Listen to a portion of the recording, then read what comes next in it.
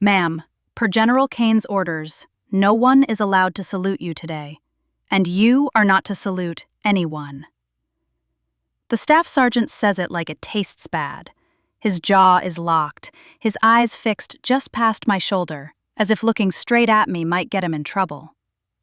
I stand in the side hallway of the Fort Liberty Auditorium in my dress uniform, ribbons straight, shoes shining, heart already too loud. And in one breath he turns this into something ugly.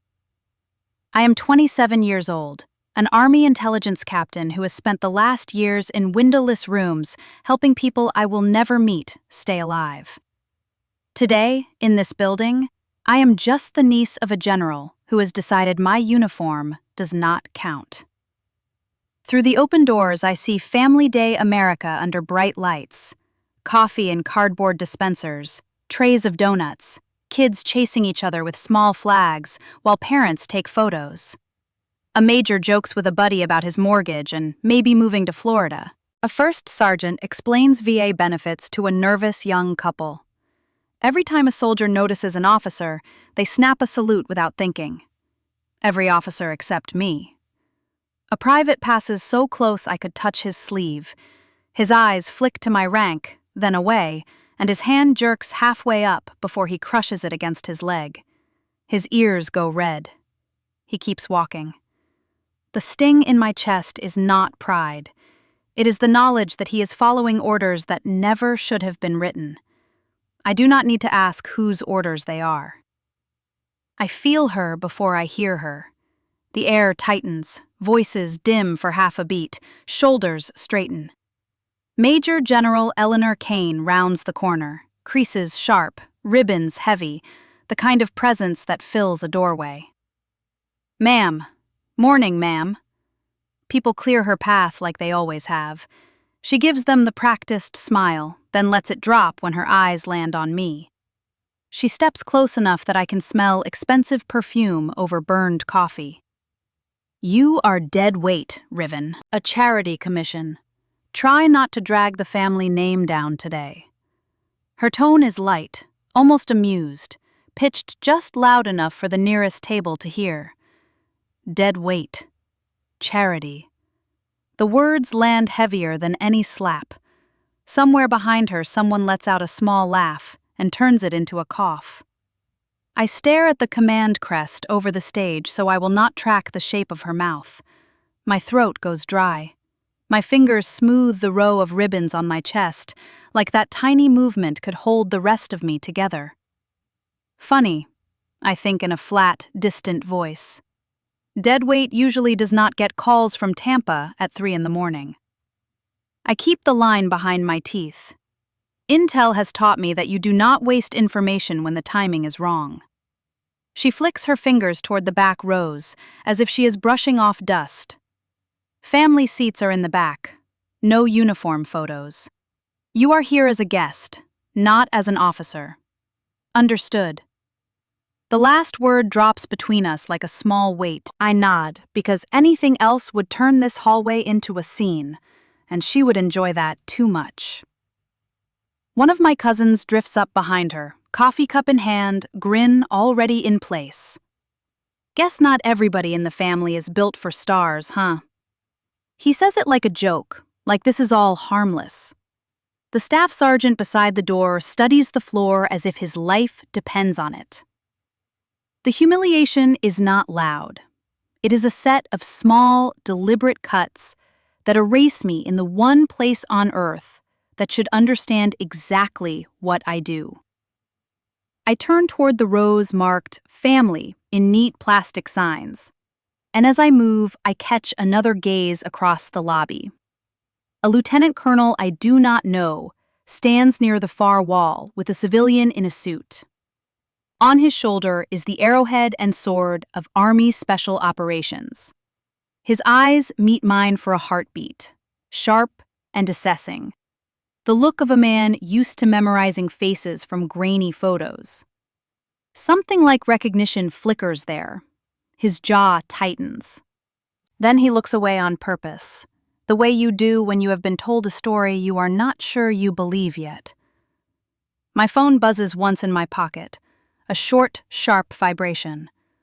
I glanced down at the screen. One new message. Sender line, Tampa J2.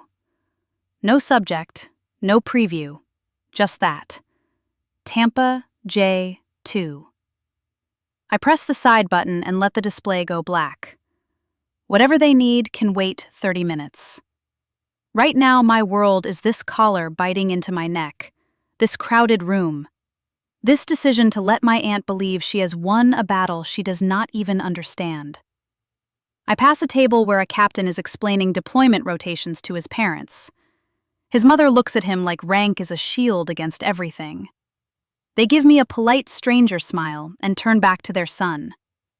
They will never know how many nights I have stared at a glowing map at 2 a.m, knowing a wrong call could cost lives. They will never know that one of the teams their boy will deploy with owes a quiet debt to a nameless analyst at Fort Liberty. That is fine. That is the job. What is not fine is watching my own family take that work and twist it into a punchline. Under the hurt, something harder settles in my chest. I stack this moment beside every midnight email from an address ending in SOCOM and every quiet good work from a colonel who did not care what my last name was.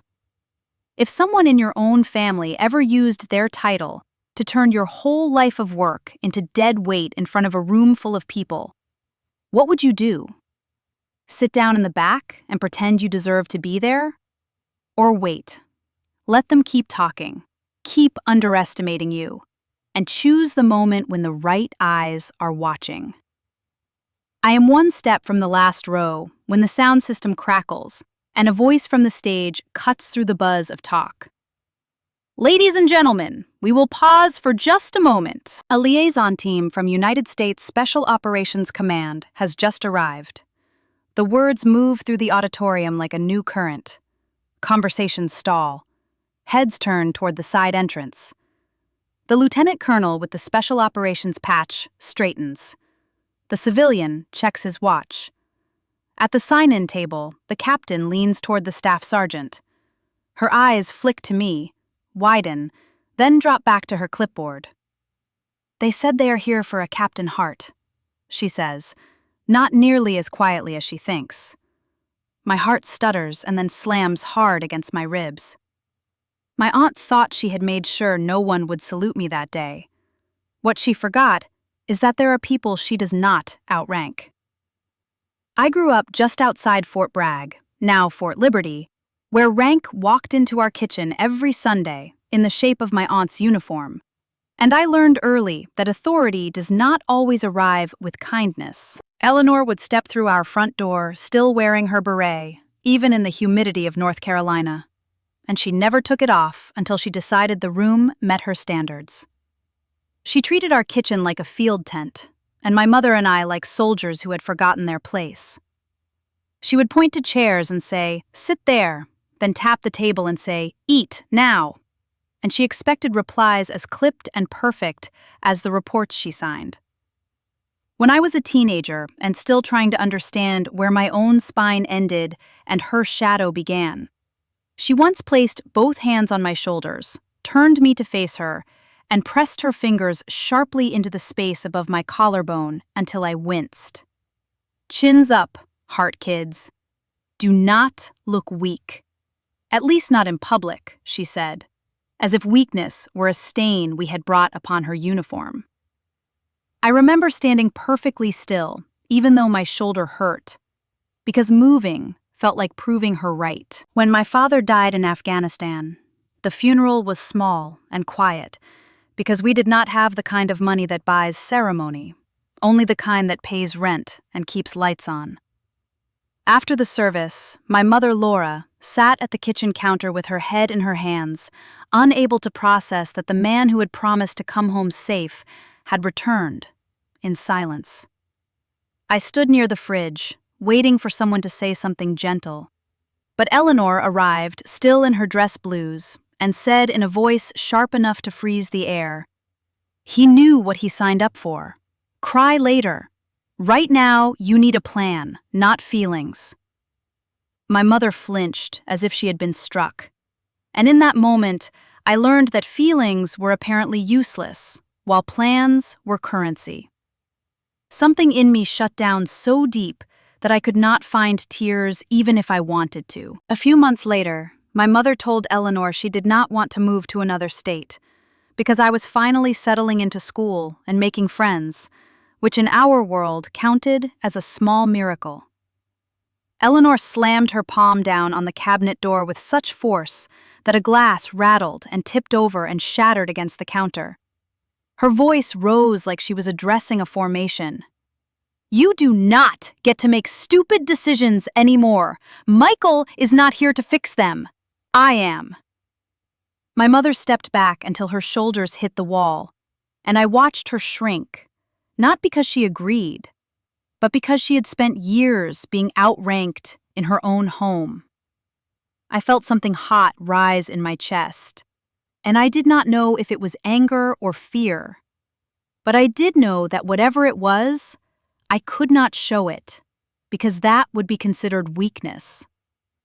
I began to realize that silence was armor, so I wore it every day. I became the girl who studied faces, who listened more than she talked, who learned tones the way some kids learned sports, and who read power dynamics with the accuracy of someone trying to survive them. I started reading strategy books at night, the kind with titles my aunt would approve of even though she never knew I read them. I listened to podcasts about intelligence work long before I understood the vocabulary. Without meaning to, I was already building a brain that noticed patterns and pressure points and the difference between loud authority and real power. But growing that part of myself did not stop the comparisons my aunt loved to make. During family gatherings, when my mother cooked too much food and tried too hard to keep everyone comfortable, Eleanor would talk about her awards and deployments the way some people talk about weather, predictable and without emotion. Then she would look at me long enough for the room to pay attention and say, "We already have one real soldier in this family. We do not need another half measure." The relatives who depended on her military salary laughed too hard, because they wanted to stay on her good side, and my mother would look at her plate and pretend she did not hear it. I learned to breathe through those moments by focusing on details like the pattern of scratches on the dining table or the sound of distant traffic through the window, because reacting was not an option. Inside, though, something was shifting.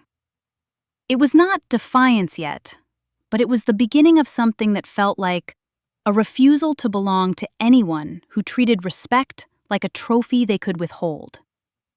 By the time I reached 17, I already knew that if I ever joined the army, it would not be in her image. It would not be to stand behind her, or stand under her, or chase her approval. It would be because the only way I could imagine surviving the world she shaped was to learn the rules well enough to rewrite them later. Still, the shadow of her rank followed me everywhere. Teachers who knew her name assumed I came from a family of discipline. Neighbors who saw her car in our driveway assumed we were the strong, silent military type. No one ever guessed that the strongest person in the house was my mother, who picked up the pieces Eleanor scattered every time she visited. And no one guessed that the silent one was me. Not because I wanted to be, but because silence was the only shield that held.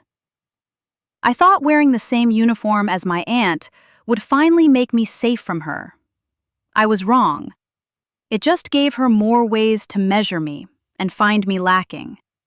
I went through ROTC at UNC Chapel Hill quietly, the same way I had learned to move through childhood, by doing the work, saying little, and watching everything. The campus felt open and bright compared to the narrow hallways of my home, and for the first time, I realized silence could be a choice rather than a shield.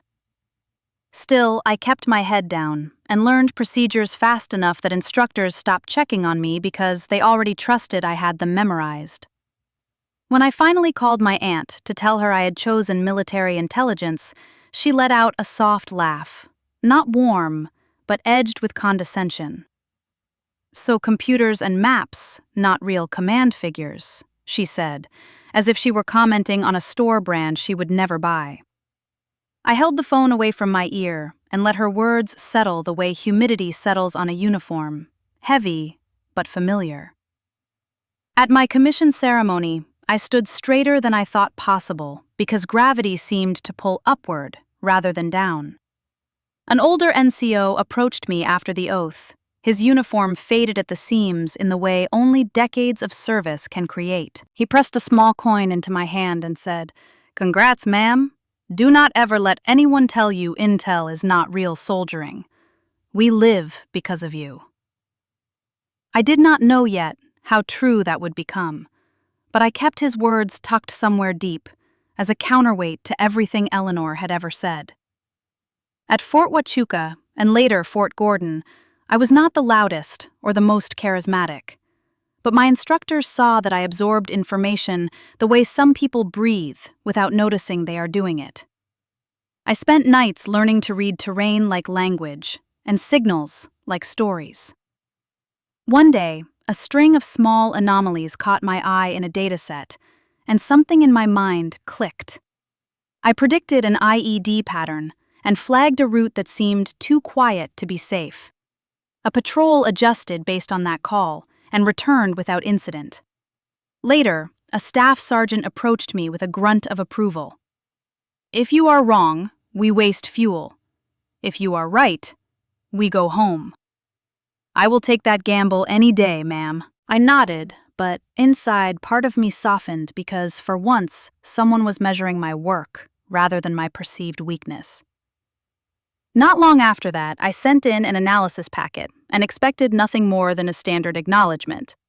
Instead, one morning, there was a brief email from an address ending in SOCOM.mil, with a message so short it almost looked accidental. "Good work on the pattern recognition, J2. No one explained who J2 was or why they saw my report, but my supervisor only said, "Keep doing what you are doing," in a tone that suggested he did not want to know more. It was the first hint that someone far above my chain of command had noticed me, yet I still did not understand the scale of it. Meanwhile, Eleanor continued her steady rhythm of dismissing everything I achieved with the precision of someone who believed her authority was a natural law. During Thanksgiving, she spoke loudly enough for the entire house to hear while carving turkey, with the confidence of a general directing fire. "She stares at screens. I lead people. Big difference," she said. And the relatives whose mortgages she occasionally helped co-sign laughed, as if the joke had been rehearsed. I sat quietly with my plate and let the words pass over me, because I already knew arguing would only feed her sense of superiority. It was not intimidation exactly, rather the feeling that a door had cracked open, but only enough to let light through.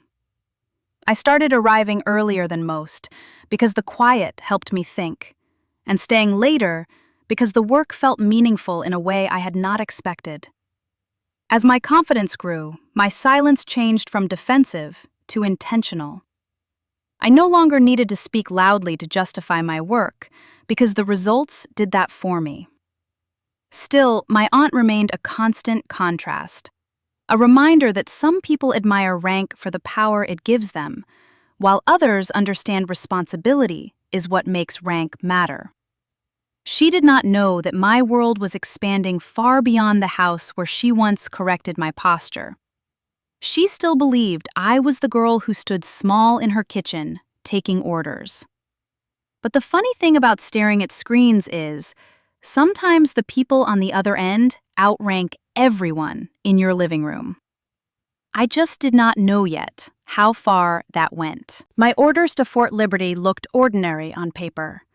The kind of set of orders other captains folded into their wallets and forgot until it was time to in process again. The hallway my badge opened was not. Instead of the bright, open offices I had expected, I found myself being led down a concrete stairwell that seemed to swallow light with each step. At the bottom, there were no windows, just a long corridor with heavy doors and a card reader that glowed a soft, controlled green. A civilian in plain clothes checked my credentials twice, then slid a clipboard across the table for me to sign acknowledgments about things I was now responsible for knowing and never repeating. Inside the briefing room, a J2 representative stood in front of a secure screen while a handful of us new arrivals took seats that suddenly felt too small for the weight of what was coming. He talked us through compartments and caveats and words like top secret, sensitive compartmented information, and special access programs, until classification felt less like jargon and more like a physical pressure in the room. Then, he looked at each of us in turn and said, "If we're doing our job right, no one outside this floor will ever know your name. They will just know they did not die today." That line settled into me deeper than any ceremony ever had. The work itself came in pieces at first, partly because there was a learning curve, and partly because that is how this world protects itself. I started with communication patterns on a network our analysts had been watching for months. It did not look remarkable until I noticed that certain bursts of traffic aligned with weather shifts and local market days in a way that did not fit normal civilian behavior. I built a timeline, charted the patterns, and submitted the report. A few days later, an operational detachment alpha team in Syria adjusted a movement window based on that analysis and avoided walking into a planned ambush. At the same time, a convoy in Iraq shifted its route just far enough away from the kill zone that the only damage they took was a flat tire from a pothole, instead of shrapnel from an explosive. In the next briefing, a colonel with more years in uniform than I had on Earth glanced at the map and then at me. "Heart solid work," he said, as if he were commenting on the weather. But afterward, when I logged into the system, there was a new indicator next to my name. An additional access level that had not been there before. No one explained, but I understood enough to know I had been pulled one layer deeper into a program that did not advertise itself. As my responsibilities grew, so did the distance between me and the life my family thought I was living. I missed my grandmother's funeral because a surge of traffic on the network meant we were on 12-hour shifts until things calmed down. I watched a recording of the service later in a tiny, secure booth, the sound cutting in and out as if even grief had to pass through filters. I missed my mother's birthday 3 years in a row, each time sending flowers that arrived without context for why I could not be there in person. Every promotion board comment about potential and performance came with an invisible footnote, the quiet understanding that none of this came free. Eleanor remained unimpressed. On a video call one Sunday, my mother mentioned that I was supporting special operations now, her voice trying and failing to hide the pride that slipped through. My aunt gave a little half-smile that did not reach her eyes. Everyone calls it special these days, until somebody has to actually step outside the wire, she said, and then changed the subject to her own deployment history. My mother fell silent, and I watched the light drain from her face pixel by pixel. I bit back every answer that rose in my throat because explaining the details was impossible, and justifying my work to someone who had already decided it did not count felt useless. The deeper I went into the mission set, the more often my nights were divided into before and after. Before a call, I might be brushing my teeth or reading a paperback, or trying to remember the last normal movie I had watched with my mother. After a call, I was wide awake, with my brain racing through coordinates and names and acronyms while the rest of the world slept. My phone would vibrate on the nightstand with a secure alert from Tampa, and I would answer on the first ring already sitting up. The voice on the other end always sounded controlled, a liaison from Special Operations Command, moving quickly through the information they needed. We would talk for a few minutes reviewing patterns I had flagged or fresh data they needed read differently. Then the line would click off without any small talk, and there would be no notes left behind. just the echo of the conversation and the quiet hum of the systems around me. One night, after we had finished walking through a particularly tangled set of contacts, the liaison paused longer than usual. "You will never see their faces, Captain, but there is a team out there that knows your voice." "Saved them," he said, then disconnected before I could respond. I sat there in the half-dark of the secure workspace, staring at the blank screen, my headset still warm against my ear, and realized that there were people moving through dangerous streets who were carrying decisions I had made in a chair thousands of miles away. It was a strange kind of weight, heavy but oddly clean, because at least out there, cause and effect still had some logic. The more impact I had in that basement without windows, the less sense my family made to me. In that classified world, effort and outcome were tied together in a way you could follow on a map. Back home, effort could disappear into a black hole of resentment and old grudges. In uniform, and behind a locked door, I could keep strangers alive across an ocean, with a headset and a keyboard. Back home, I could not keep my own family from bleeding each other dry. When the Army sent me back to Fort Liberty, I thought it meant I would finally be close enough to protect my mom. I did not realize who I would need to protect her from. Coming home after years inside classified hallways felt disorienting in a way I had not prepared for. I kept expecting to feel relief, but instead I walked into a domestic terrain that felt tighter and more unpredictable than any deployment briefing. My mother looked smaller than I remembered, and the lines on her face were deeper, not just from age, but from something clenched and ongoing. She tried to hide the tremor in her left hand when she reached for me the night I arrived, and I recognized it immediately as someone trying to pass off strain as fatigue.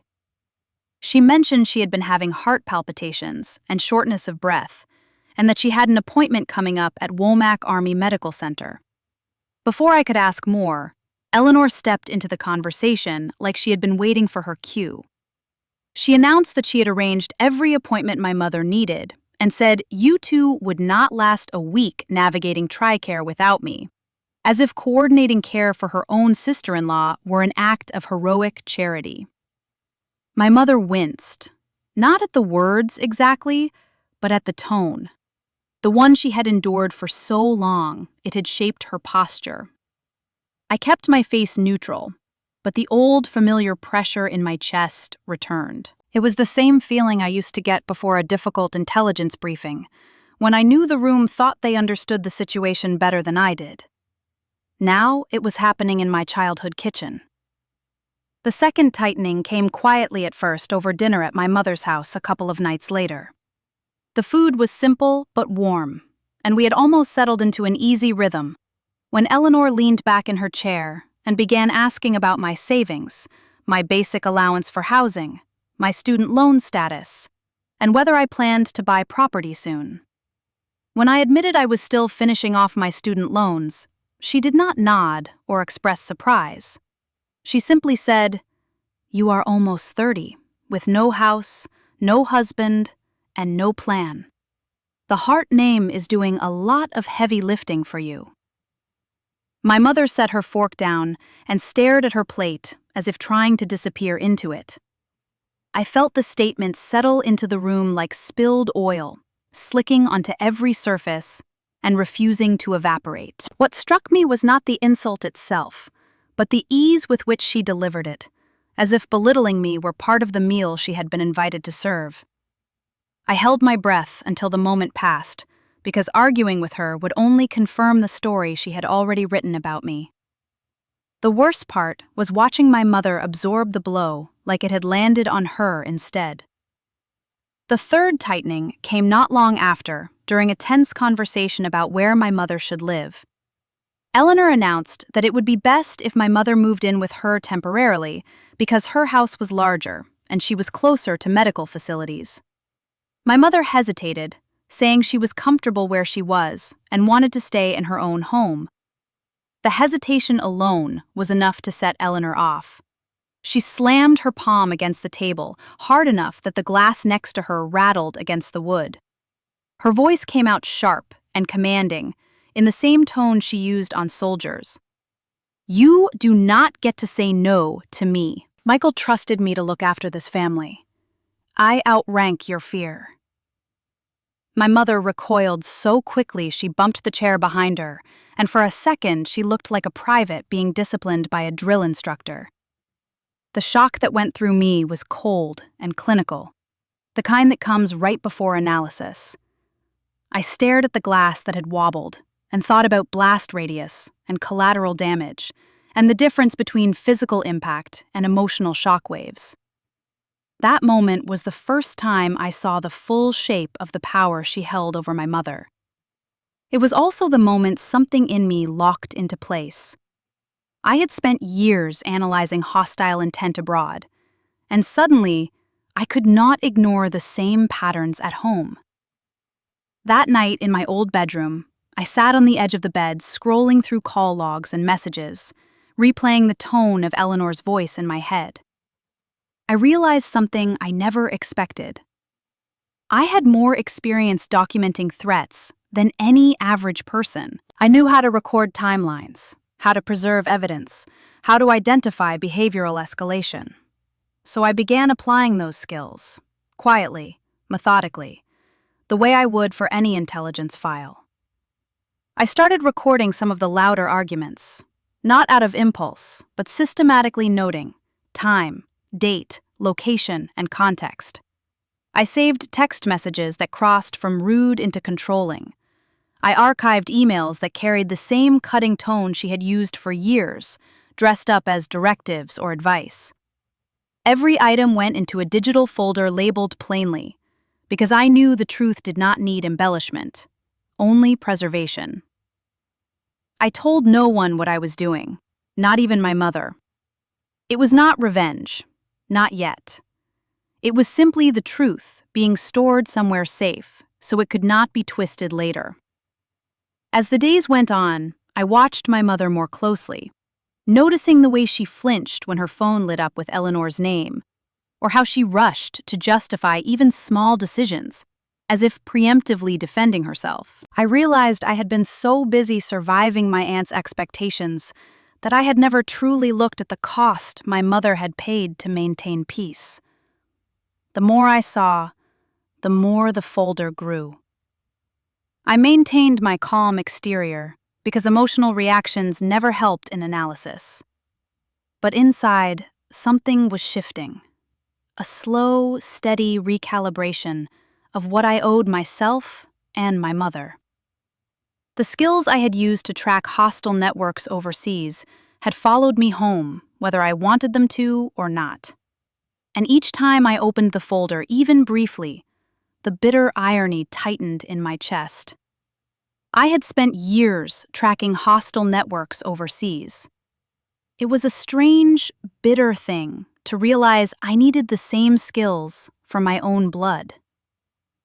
Family Day at Fort Liberty is supposed to be about barbecue and photo ops, not back-channel orders about who gets to count as an officer. That was the thought that kept circling in my head as I stood in the bright rehearsal hall the day before the ceremony, watching staff arrange rows of chairs and mark seating assignments with strips of neatly printed tape. My name had been placed where any captain in uniform would expect to sit, in the officers' section near the front. But before I could take in the small satisfaction of simply belonging, Eleanor swept into the room with the confidence of someone who believes the air adjusts itself for her. She scanned the seating chart, and her mouth tightened when she saw my name among the officers. Without acknowledging me, she turned to her aide and said, "Move her to the family section. No stage shots with her in uniform. She is not part of my command's image." Her voice carried the finality of a verdict. The aide hesitated for half a breath, glancing at me with something like discomfort, but he carried out her order, sliding my nameplate from the officers' row to the family section at the back. The scrape of the tape lifting from the metal chair echoed far louder in my mind than it did in the room. This was not simple preference. This was a decision to remove me from visibility, from affiliation, from the dignity my rank afforded me. Before the aide could step away, Eleanor added, "And tell my staff, no salutes, no introductions, no shout-outs. Last thing I need is someone confusing her role with mine." The words were delivered with the casual cruelty of someone brushing lint from a sleeve. There were a few officers within earshot who tried to pretend they had not heard, but their stiffened posture betrayed them. In the Army, salutes are not compliments. They are protocol. Stripping someone of that protocol is stripping them of recognition, and she knew exactly what she was doing. A sergeant who had been helping arrange the podium approached me later, his expression uneasy. He stood with the kind of formal stillness that suggested he wanted to show respect, but was afraid to overstep the boundaries now being enforced around me. "Ma'am, I have an order I need to pass along from General Kane," he said quietly. He could not meet my eyes for more than a second. He repeated her phrasing carefully, as if aware of its wrongness, even while bound to deliver it. "No salutes for you tomorrow. No official greetings. No mentions on stage." "I am sorry, ma'am." His apology sat heavier on me than the order itself, because it revealed the truth. He recognized the injustice, but the structure did not allow him to refuse it. The system itself had been bent for her convenience, and I stood at the point where it cracked. I nodded and thanked him, because it was not his fault. But inside, something pulled tight the same way it had overseas, when intelligence began to form a pattern I did not yet want to name. My aunt was not just humiliating me. She was attempting to erase the legitimacy of my rank in a setting where hierarchy meant everything. That night, the hall quiet and the sun fading into Carolina blue, I sat at my desk, trying to focus on the next day. The ceremony was supposed to be simple, symbolic, joyful even. Families taking photos on the parade field, officers shaking hands, kids wearing oversized cover replicas while parents laughed. Instead, I was rehearsing how to exist in a space where every part of me was being pushed aside. I checked my email before going to bed, mostly out of habit. Among the usual updates and logistics was a subject line that made my breath stop for a second. "Need you at the ceremony." The sender was a J2 liaison from SOCOM. There was no explanation, no context, no attachment. Just 3 short directions. Be in uniform, do not leave early, be ready. I read the message twice, then a third time to make sure it was real. My first reaction was the instinct drilled into every intelligence officer I knew not to speculate beyond what was given. My second reaction was confusion. SOCOM had no role in a Family Day event. They certainly had no reason to summon me to one. The simplest conclusion was that there was more happening beneath the surface than anyone around me realized. It was not the first time I had received an unexpected message from Tampa, but it was the first time the request intersected directly with my personal life and directly with my aunt's command. I closed the laptop slowly. I did not tell my mother because she had enough to worry about. I did not tell anyone else because I did not know how to explain it without revealing parts of my work that were not mine to reveal. All I knew was that the timing was too sharp to be random. Whatever SOCOM needed, I would find out soon enough. As I lay in bed staring at the faint light under the door, a thought formed with a clarity that chilled me. It is one thing to be invisible because nobody knows what you do. It is another to be erased on purpose by someone who does. The next morning, the order "no one was allowed to salute me" hung in the air before I even stepped fully into the entrance of the Fort Liberty Hall. The young sergeant who delivered it looked as though he wished he were anywhere else. His voice was stiff when he repeated the wording, but the apology in his eyes felt louder than the words themselves. Before I could even absorb the sting of it, Eleanor appeared exactly as she always did. with the confidence of someone convinced that every surface existed to reflect her authority. She leaned in just close enough for others to overhear and said, "You are dead weight, Riven. A charity commission. Try not to drag the family name down today." The words floated out on a soft, almost pleasant breath, and the contrast made the cruelty sharper. A couple of cousins nearby snickered under their breath in the way people do when they sense permission to ridicule someone already marked as lesser.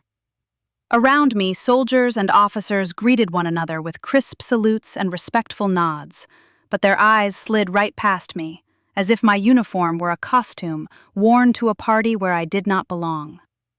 I felt invisible, in a room where hierarchy usually made everyone unmistakably present. My throat tightened for a moment, the way it used to when I was a kid in Eleanor's kitchen, trying not to show how much her words landed. I wanted to say, "Tell them who calls me at 3 a.m. from Tampa. Tell them whose reports get pulled into rooms you pretend you do not know exist." But I stayed silent. Intel had taught me a long time ago that timing mattered more than satisfaction. The wrong truth at the wrong moment was no better than a lie. Then came the next blow, delivered with the casual detachment of administrative housekeeping. A young officer stepped in front of me, holding the seating chart. Without looking at me, he peeled the tape bearing the label CPT Heart off the front row of the officers' section. The sound of the adhesive ripping free was small, but in my chest, it sliced clean through whatever numbness I had been clinging to. He walked it to the last row of the family section and pressed it onto the metal chair. That tiny click, as it stuck, felt like the room agreeing that I did not belong among the people who shared my rank. I forced myself to breathe evenly, but all I could think was that my father had died beneath that flag outside Kandahar, and now his own sister was using that same flag to decide who deserved respect. It was not anger for myself that swelled first. It was anger for him, for everything he believed the uniform meant, for the way she used rank as a weapon instead of a responsibility. As I moved toward the back row, my hand brushed against a faint smear of dust on the toe of my low heel, a detail simple and ordinary, yet grounding. My pulse felt unsteady, as though each step carried the weight of years of being told to stay small.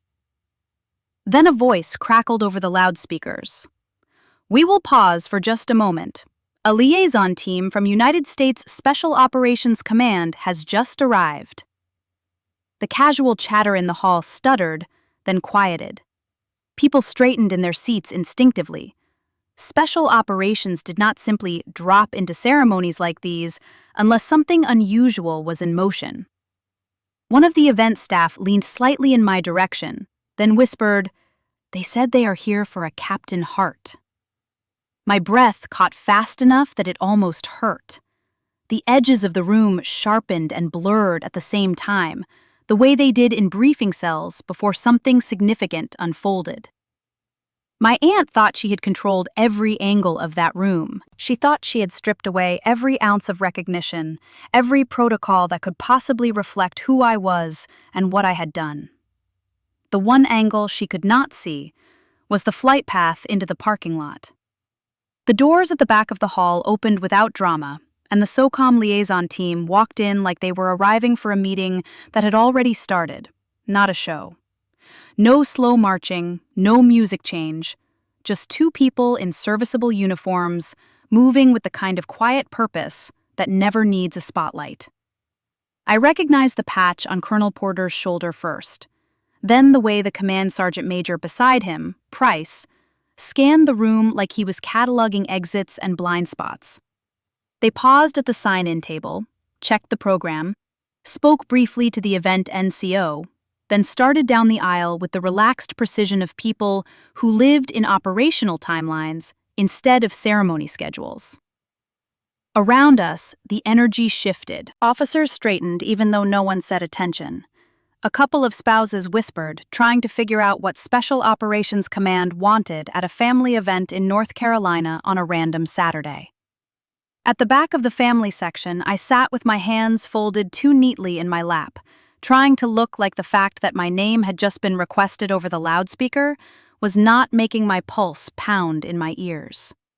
Porter's gaze moved over the rows like he was ticking off a mental list.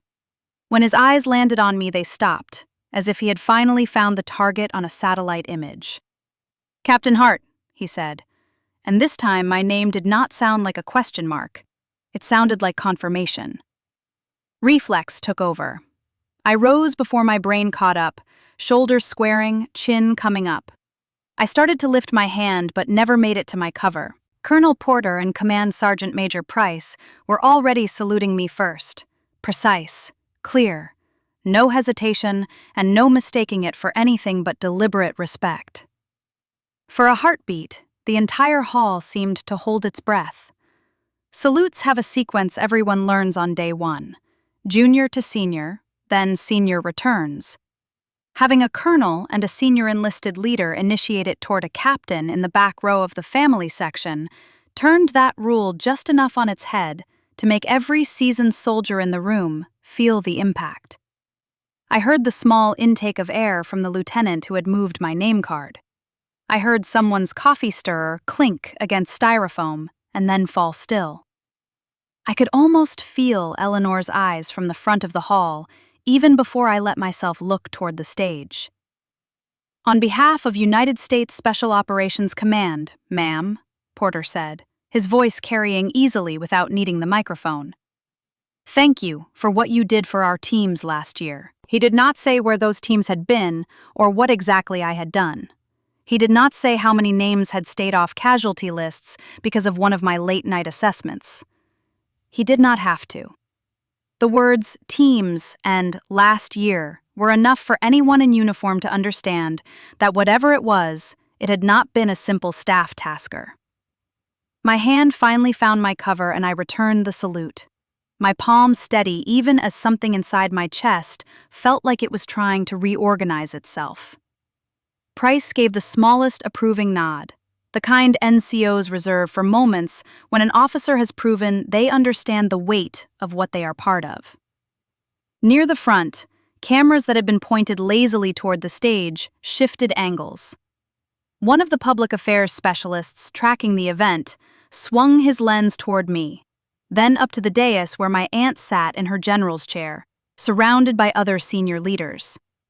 For the first time that morning, Eleanor did not look entirely in control. Her smile tightened by a fraction, and for a second her eyes flashed with something I had never seen on her face in public: uncertainty.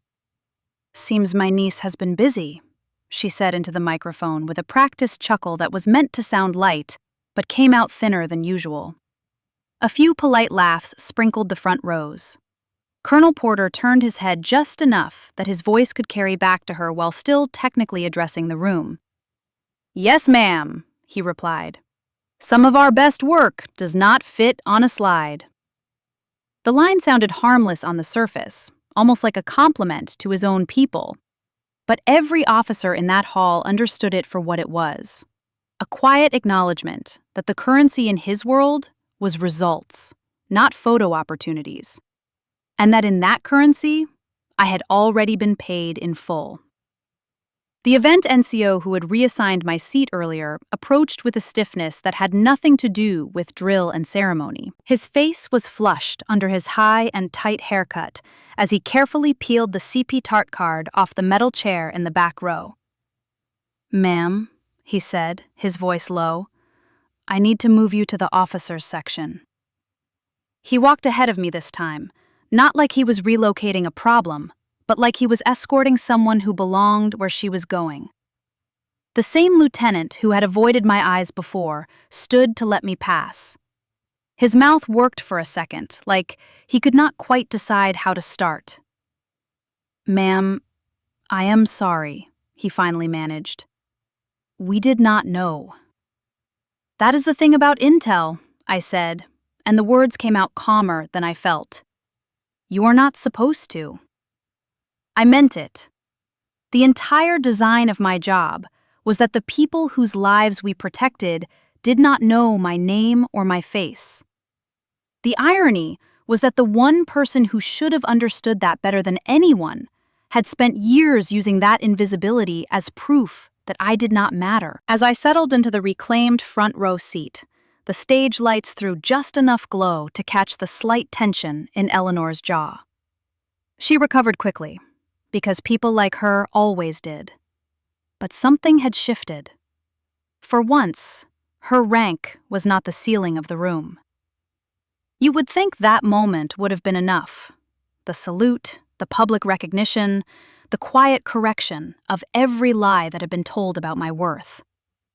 But rank does not just bruise. It leaves marks. And I was not the only one carrying them. Special operations taught me you do not hit a target when you are angry. You build a file until the strike is the only logical conclusion. The morning after the ceremony at Fort Liberty, I drove to my mom's little brick duplex just off Bragg Boulevard, with my dress uniform still hanging in the back seat. The neighborhood looked the same as it had when I was a teenager. Same cracked sidewalks, same kids on bikes, same hum of traffic heading toward the gate. Inside, the air smelled like coffee and the lemon cleaner my mother loved. At first glance, everything looked normal. Couch cushions in their usual place, a blanket folded on the armrest, the television low in the background. Then I saw her hands. She reached for her mug and her fingers trembled, not the way they did when her arthritis flared, but a fine, nervous shaking that did not match the calm expression she was trying to wear for me. When I stepped closer, the sleeve of her cardigan shifted, and I caught the edge of green and yellow blooming on her wrist, a bruise in the exact shape of fingers. "Mom, what happened?" I asked, keeping my voice light, like I was asking about the weather. She pulled the sleeve down so fast it could have been a reflex. "It is nothing," she said. "She just grabbed me too hard. She was stressed. That is all." She made it sound like Eleanor had bumped into her in a crowded hallway, not like she had wrapped her hand around my mother's arm with enough force to leave a mark. I looked at the spot where the bruise disappeared under the fabric and felt something inside me slide, like a gear engaging. Overseas, if I saw a network hurting civilians, I flagged it. Why was I exempting my aunt? I did not say it out loud. I just sat there, nodding, listening to my mother explain away the pain on her skin, the same way she had explained away raised voices and slammed doors and sharp words for years. She changed the subject, asked about my work, about the colonel who had come to the ceremony. I answered, but part of my brain had already shifted into a different mode. The same part that could look at a messy tangle of data and find the thread that mattered was now looking at years of comments, orders, scenes in kitchens and hospital waiting rooms, and seeing a pattern that would not let me unsee it. That night, at my apartment, I pulled out the small fireproof box I kept at the back of my closet. Inside were the things I had been collecting without admitting to myself that is what I was doing. A cheap digital recorder with timestamps. My phone, with entire text chains screenshot and saved. Printed copies of emails where Eleanor had copied half the world to make sure everyone saw my supposed shortcomings. Notes I had jotted down on legal pads and stuffed into folders. Dates and times and phrases that had stuck in my teeth like gristle. I spread everything across my kitchen table, the way I would lay out reports and intercepts in the secure cell. It looked different on wood than it had in my memory. Less like a handful of unpleasant moments, and more like a clear, repeated pattern of someone using their authority like a personal weapon. I started to sort. One pile for on-duty comments, times when she had used her rank in uniform to shut me down in professional settings. Another for off-duty behavior that bled into the military sphere, the way she used the language of chain of command in my mother's living room as if it were just another conference room. I wrote timelines, connecting the day my mother first mentioned feeling dizzy to the day Eleanor insisted on controlling all her appointments, linking the night she slammed her palm on our kitchen table to the next morning's lecture about family obedience. By the time I was finished, my table looked less like a messy scrapbook and more like a rudimentary case file. I sat back, my neck stiff, my eyes burning, and realized I had a choice to make. Either this stayed a private nightmare we navigated alone, or I treated it the same way I would treat any other threat that was hurting someone who could not fight back. The next day, I requested an appointment with the Inspector General office on post. The woman at the front desk asked if it was about a pay issue or a housing concern. I said no. My voice sounded flatter than I felt. It is about abuse of rank, both on and off duty. There was a pause on the other end of the line, then a different tone altogether. They fit me in for the following week. In the days before the meeting, I kept adding to the file. I wrote out a narrative, just the facts, dates, locations, direct quotes. I added the recording of Eleanor saying, "You do not get to say no to me. Michael trusted me to look after this family. I outrank your fear." I printed out the message where she ordered her aide to move my seat and instructed her staff, no salutes, no introductions, no shout-outs. I noted the bruise on my mother's wrist, the way she flinched when my aunt's name came up, the way her voice dropped when she said she was just stressed. When I walked into the IG office, a captain in a different branch met me in a small conference room with a table that was too shiny and a box of tissues in the center, like a warning. He introduced himself, hit record on a government-issued device, and asked me to start from the beginning. For a second, I almost defaulted to the family version, the one where Eleanor was just stern, just protective, just blunt. Then I pictured my mother's hand shaking around her coffee mug, and the word just shattered. I laid it out. I talked about the family dinners where she spoke to my mom like a misbehaving private. I talked about the ceremony seating chart and the explicit order to erase me from view. I talked about the bruise, about the words, "I outrank your fear," about the way that phrase had slid from metaphorical to literal over the years. I did not cry. I did not embellish. I just told the truth. The IG officer asked questions, the kind that moved slowly from detail to pattern. How often had anyone else witnessed it? Did my mother feel safe living alone? Did I believe there was any connection between Eleanor's decisions and my mom's access to medical care? When we finished, he stopped the recorder and folded his hands. "Captain Hart," he said, "this is serious. You understand that filing this kind of complaint about a general officer is not a small thing." I held his gaze. "Sir," I said, "I have reported on hostile networks that had less of a pattern than this." He nodded once, like he heard more in that sentence than the words. "We will need corroboration," he said. "Names of people who heard the comments, anyone who saw physical contact. And I am going to be honest with you. There will be pressure. Cases like this do not just disappear quietly, especially in a community this small." I left the office knowing that simply speaking had already shifted something that could not be unshifted. A few days later, my phone buzzed with a number I recognized from a different part of the building. Colonel Porter asked to see me, not in the basement cell this time, but in a spare office with a window that looked out over a parking lot full of dusty sedans and aging pickup trucks. He got right to it. "I heard you spoke to IG," he said, his tone neutral, not accusing. "Word travels." "I did, sir," I replied. He leaned back in his chair, studying me the way he did when I briefed him on a developing situation overseas. "If what you are saying is true, ma'am," he said carefully, "she is not just a bad aunt. She is a liability in a uniform." Hearing someone with more rank than my aunt say those words out loud knocked the air out of me more than any insult she had thrown my way. He did not offer sympathy.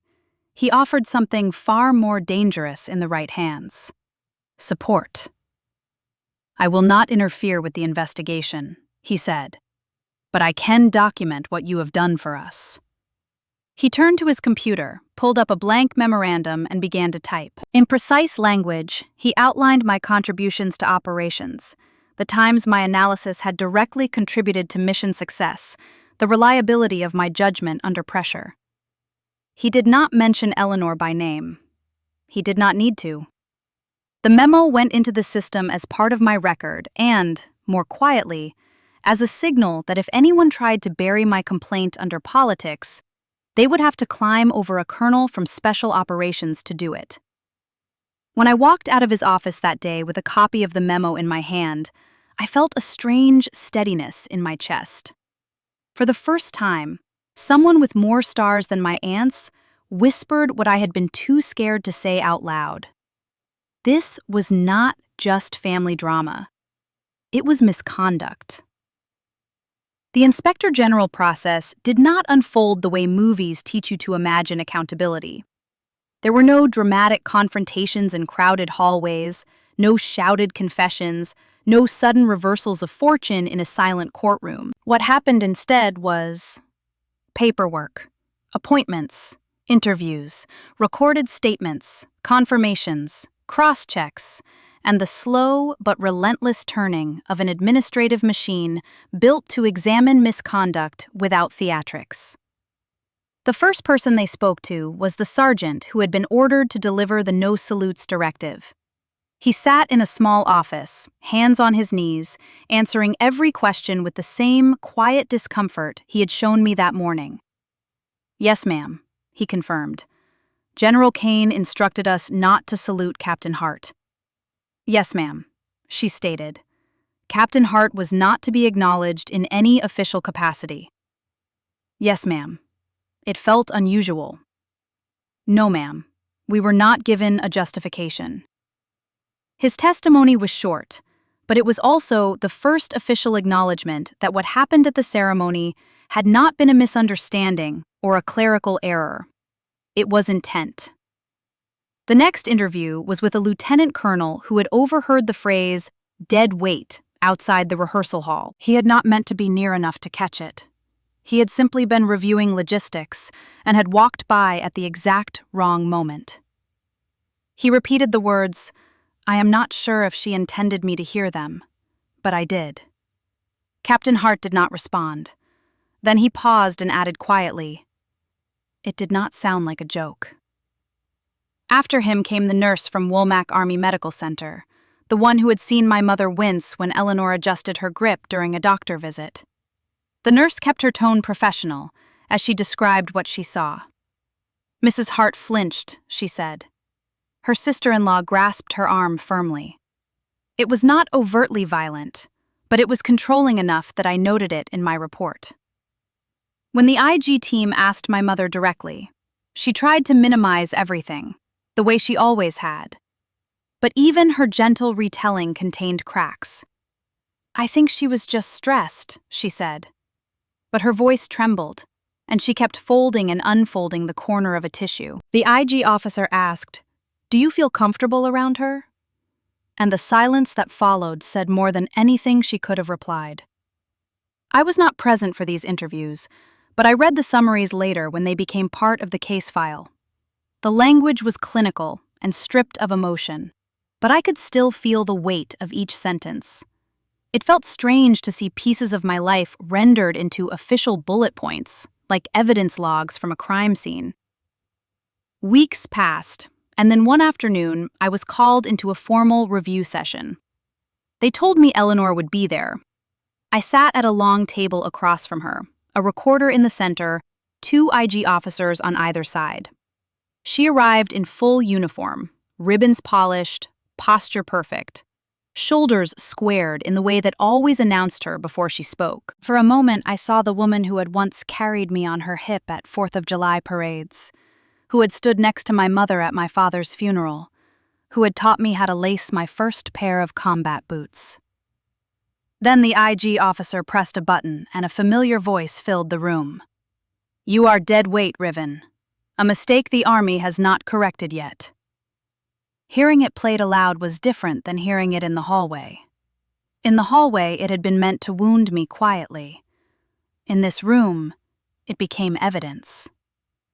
Eleanor froze. The color drained from her face so fast, it startled even me. She opened her mouth once, closed it, then tried again. "That was a joke," she said. "I was under stress. It was a private family comment." The IG officer kept his voice even. "You were in uniform, ma'am. It was in a professional setting, and several witnesses confirm it was not isolated." Something in her expression flickered. Not remorse, but calculation. She crossed her arms lightly, as if trying to find some piece of control in a room where she suddenly had none. The IG officer continued reviewing each piece of the case file.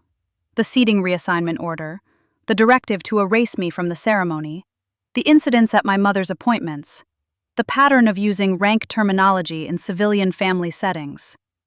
Eleanor attempted explanations for each one: miscommunication, misinterpretation, stress, concern for family appearance. Over and over, the same phrases repeated, until finally, there was nothing left for her to explain away. When the session ended, the IG team did not offer a verdict on the spot. They excused her first, then excused me. 2 days later, the recommendation was issued: a General Officer Memorandum of Reprimand, removal from key command responsibilities, mandatory leadership counseling. The document was not posted to public boards. It did not appear on headlines or base announcements, but senior officers talk, and news travels quickly through the invisible channels of military rumor. Within a week, people who had once stepped aside for her in hallways now hesitated. Not out of disrespect, but out of the awkward uncertainty that comes when a powerful figure is suddenly no longer secure in their authority. When I read the recommendation, I did not feel triumph. I felt a heaviness settle into my chest. Part of me felt relief that the system had recognized what I had spent years trying not to name. Another part felt something sharper. Grief, maybe. Disappointment. Because for most of my childhood, Eleanor had been more than a uniform. She had been a symbol of strength, a figure I had admired even while fearing her. I had imagined that if she ever fell, it would feel like justice. Instead, it felt like watching a monument collapse under its own weight, leaving dust and echoes where something solid used to stand. I did not celebrate. I went home, made tea for my mother, sat with her while she watched a rerun of an old home renovation show, and wondered how something could be both necessary and heartbreaking at the same time. I would spend my whole life watching those stars on her shoulders like they were some kind of shield. Watching them crack was nothing like I pictured. It hurt more, and it was still necessary. The Army has a strange way of saying good job. Mine came in the form of new orders with a DC zip code. The envelope sat on my kitchen counter for an hour before I opened it, not because I was afraid of the contents, but because I needed a moment to breathe in a house that finally felt like it belonged to me again. When I unfolded the paper and saw Joint Staff J2 Pentagon, I felt something shift inside me. Not excitement exactly, but a steadiness I had not felt in months. It was a quiet acknowledgement from the system that in spite of everything happening behind the scenes, my work had not gone unnoticed. At the out-processing brief, a colonel who had seen my name on the list pulled me aside. He had the calm expression of someone used to reading both satellite imagery and human nature. "We need people who can see patterns," he said. "Not just on the map, but in the people wearing uniforms around them." The comment landed deeper than I expected. It was the first time someone had spoken directly to the part of me that had survived not only deployments and midnight calls, but also a household where rank walked into the kitchen every Sunday and rearranged the air. When I told my mother about the orders, she blinked in surprise. Then her face softened into a smile that looked like something had loosened in her chest. "Washington," she whispered. Like the word itself carried a different kind of oxygen. We talked about housing options and traffic patterns, and how many boxes she wanted to bring. We did not talk about Eleanor, though. Not at first. Packing to leave North Carolina felt less like running away and more like shedding something. We donated old furniture, recycled stacks of mail, cleaned out closets filled with years of objects that belonged to a version of our family that no longer existed. The movers came on a gray morning and loaded our things into a truck, while my mother stood on the porch with her hand wrapped loosely around a cup of tea. She did not flinch at the sound of slamming metal. Progress comes disguised in small things. The apartment in Alexandria was smaller than our place in Fayetteville, but brighter. Sunlight hit the living room in wide, gentle stripes, and the faint hum of traffic from the Beltway felt like a new rhythm rather than an intrusion. There was no echo of footsteps approaching with the force of a command, no voice pushing through the doorframe ordering compliance, no one using rank like a tool in a toolbox they refused to put down. My mother started smiling more.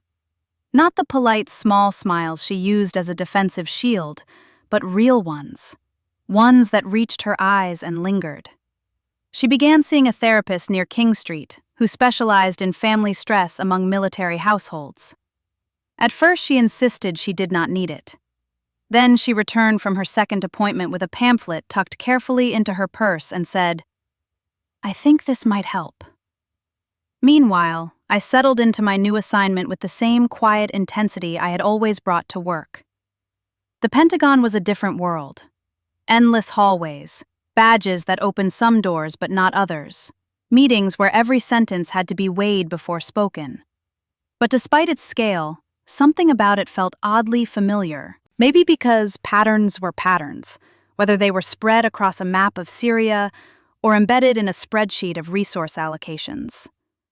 I worked on intelligence products that moved across desks far above my pay grade, and though none of the work was glamorous, it was real, consequential, and strangely grounding. For the first time since the ceremony at Fort Liberty, my days felt stable. My nights, even more so. Still, healing is never linear. Some evenings I found myself replaying moments from the IG process, not out of regret, but from the strange pressure of finally naming something I had avoided naming for so long. One evening, my mother showed me a flyer for a small support group run by a community counselor in Arlington. It was for families of service members dealing with toxic leadership at home. The phrase looked almost impossible in print, like someone had finally put into words what so many military families endured quietly for years. I went with caution, expecting anonymous chairs in a circle and forced sharing.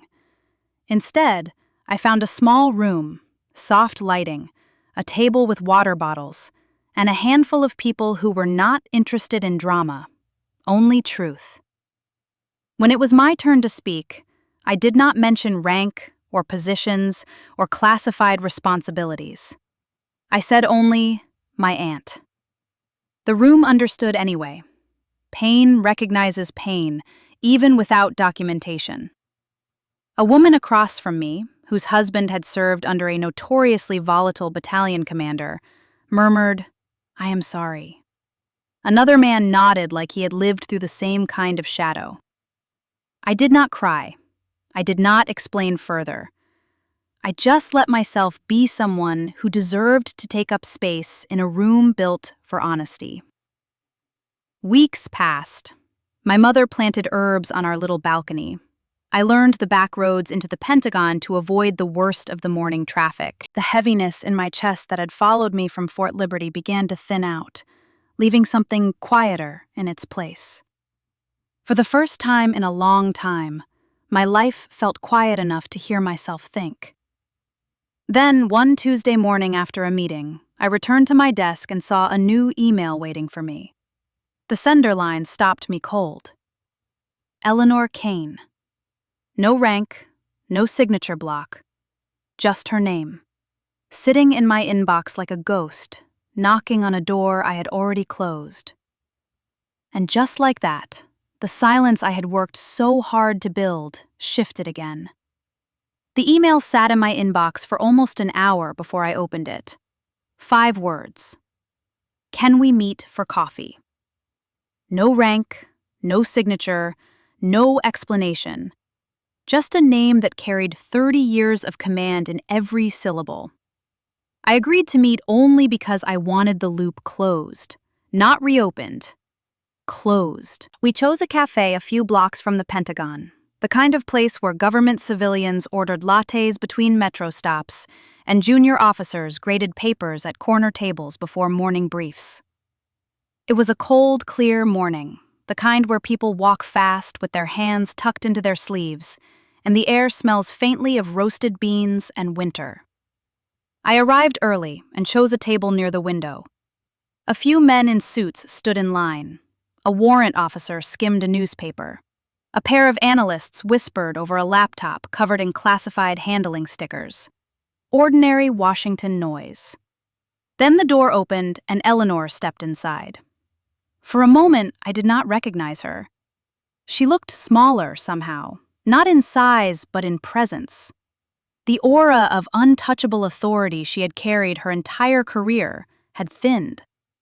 Her uniform was impeccable, but her face looked tired, her posture slightly hunched, a few strands of silver hair standing out against the darker ones. She scanned the room until she spotted me and walked over with the same clipped steps she had used all her life, but her gait lacked its usual force. She sat down without waiting to be invited and folded her gloves on the table as if this were a command meeting she still controlled.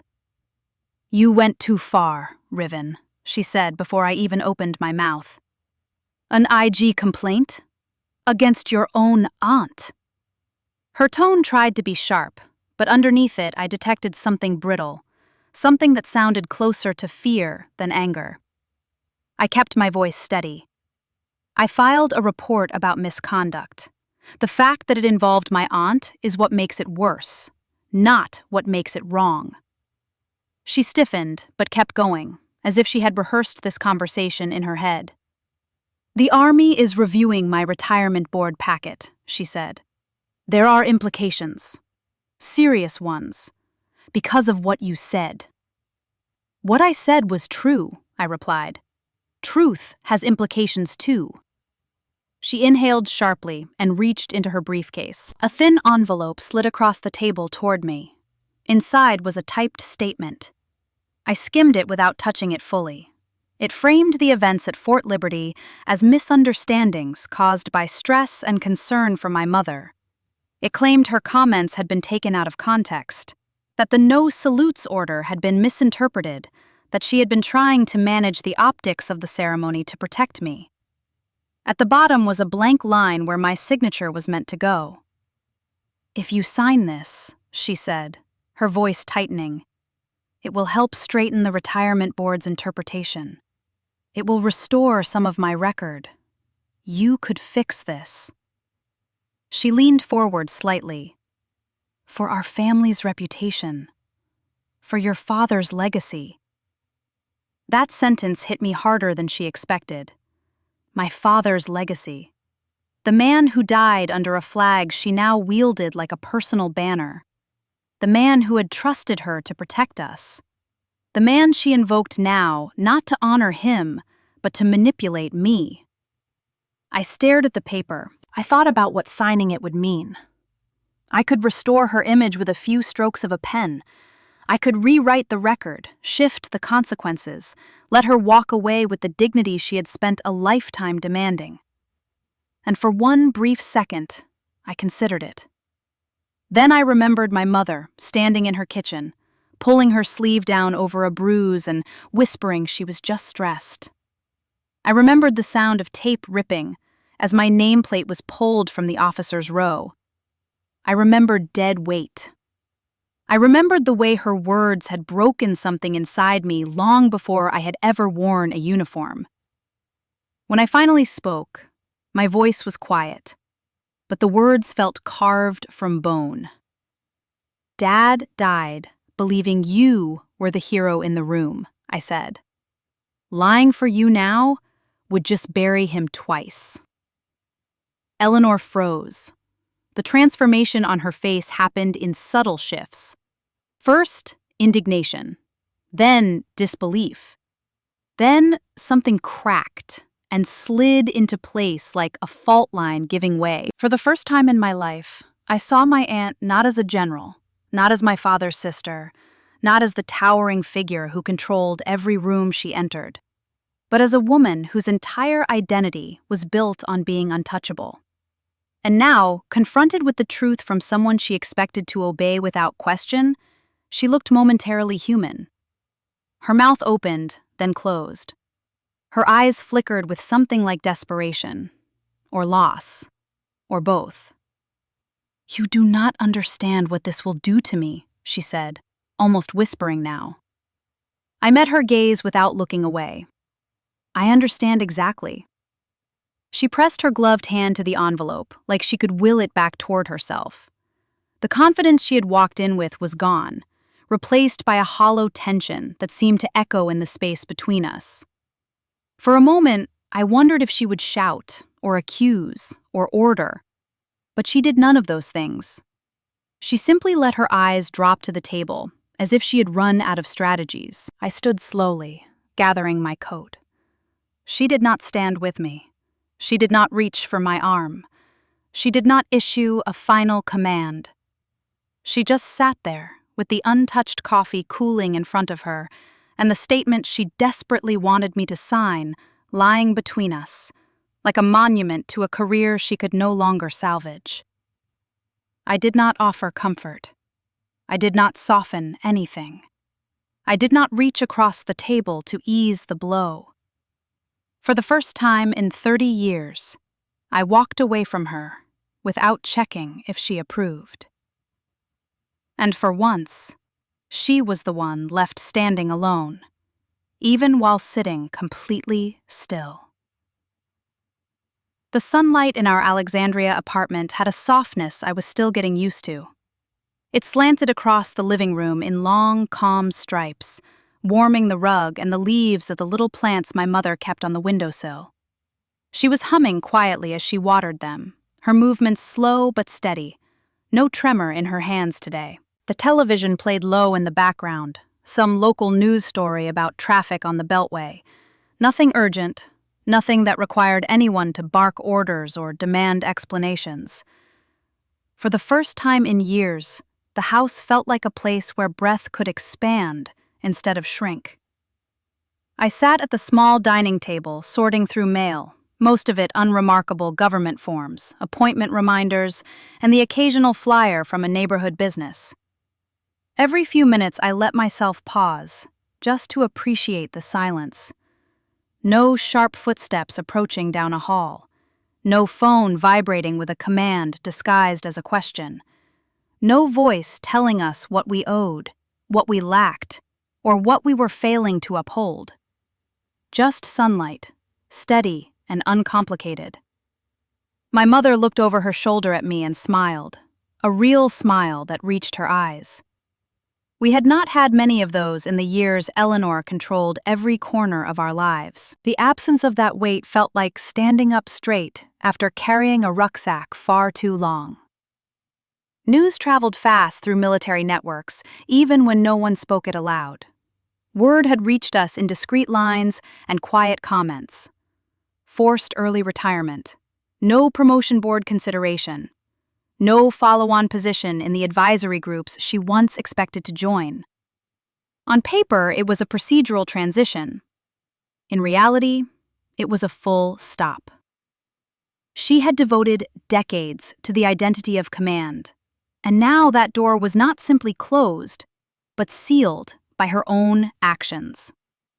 People in the community would not say it outright, but the undertone was unmistakable. Her temper cost her more than one star. I took no joy in it. Justice and joy are not the same thing. But there was a peace in knowing that accountability had finally landed where it belonged. Some evenings I found myself thinking about the Family Day ceremony at Fort Liberty, replaying the sharp indignity of being dismissed, reassigned, pushed into the shadows.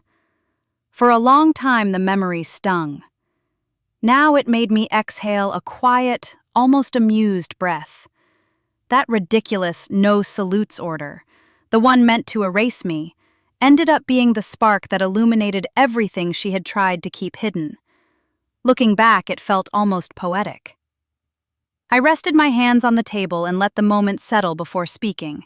Not to my mother now, but to the people who might be listening beyond the walls of this apartment.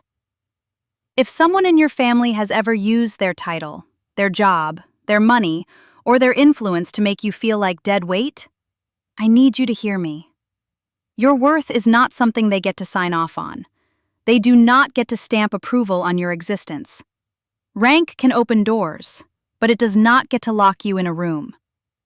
I learned that the long and painful way. The truth is, many of us are taught to protect the family name, even when the family itself is the one doing the damage. So let me ask you something, and I want you to answer honestly, because your story matters here. In my boots, would you have stayed quiet to protect the family reputation, or would you have filed the complaint? Would you have taken the hit so they could keep their shine, or would you have stepped forward and told the truth, even when it shook the ground? There is no judgment either way. I just want to know what you would have done, because someone else reading the comments might need to hear that they are not alone in their choice. So drop your story and your city in the comments. I read them, every single one. Outside our apartment door, I heard movement in the hallway, the sound of someone climbing the stairs. A young soldier lived 2 floors down, newly assigned to the Pentagon, still learning which bus lines ran on time. Sometimes I saw him carrying textbooks, sometimes gym gear. Today he passed by just as I stepped out to check the mailbox. My uniform hung neatly on the coat rack behind me, jacket crisp, insignia polished out of habit. He noticed it, and without thinking, he straightened, paused, and offered a quick, respectful salute. I returned it automatically, then smiled at him, a small, warm smile that did not need audience or approval. He nodded and headed down the stairs. I watched him go and felt something settle inside me, something steady and grounded. These days, I do not need SOCOM to salute me first to know I have earned my place. But I will never forget the day they did, and the day I finally stopped treating myself like dead weight. If this story hit something in you, do not stop here. Click the next story on your screen, another quiet justice moment you will not hear on the evening news. And if you have not yet hit subscribe, so you do not miss the next comeback.